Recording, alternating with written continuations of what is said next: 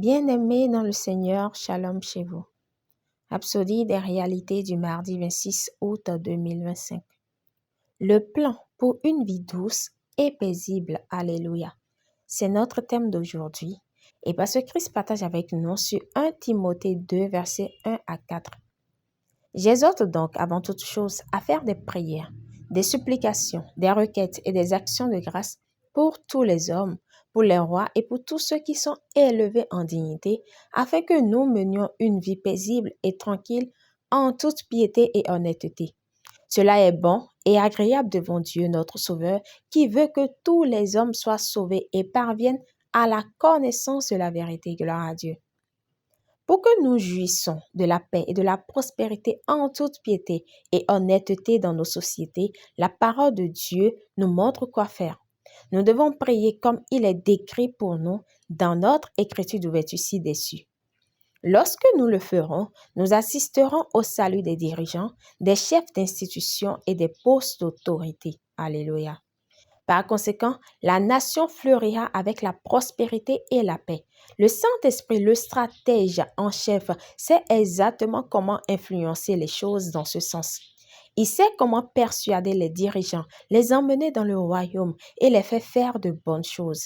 Imaginez l'impact lorsque vous intercédez pour votre ville, pour les institutions, le président et ses membres de cabinet, les gouverneurs d'État, les législateurs, les commissaires, les juges de la Cour suprême, les juges, etc. Cela entraînera une grande moisson parce que c'est le plan de Dieu. Ne laissez personne vous convaincre que nous prions trop pour les nations. Nos prières façonnent des destinées et emmènent la volonté de Dieu à se réaliser. Il s'agit du plan de Dieu pour une vie paisible et tranquille, pas une vie accomplie par hasard ou par les réformes politiques, mais par les prières délibérées des chrétiens qui croient et connaissent la vérité. Gloire à Dieu.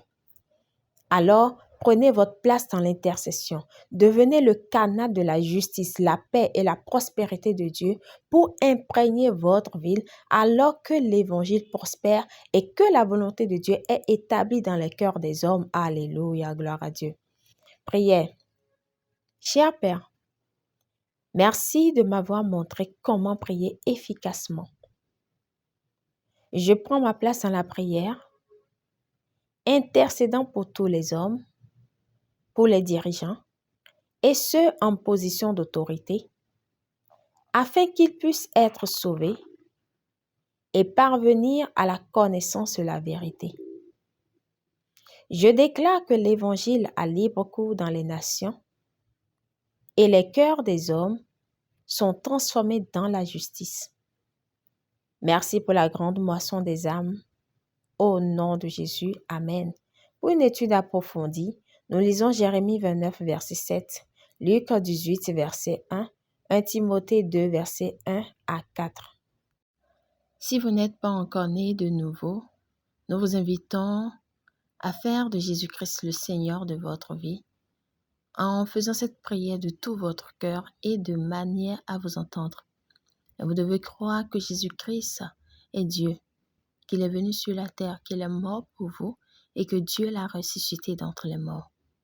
Prions. Ô Seigneur Dieu, je crois de tout mon cœur en Jésus-Christ, Fils du Dieu vivant. Je crois qu'il est mort pour moi et Dieu l'a ressuscité des morts. Je crois qu'il est vivant aujourd'hui.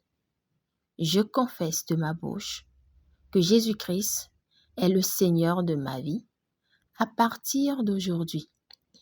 Par lui et en son nom, j'ai la vie éternelle. Je suis né de nouveau. Merci Seigneur d'avoir sauvé mon âme. Je suis désormais un enfant de Dieu. Alléluia.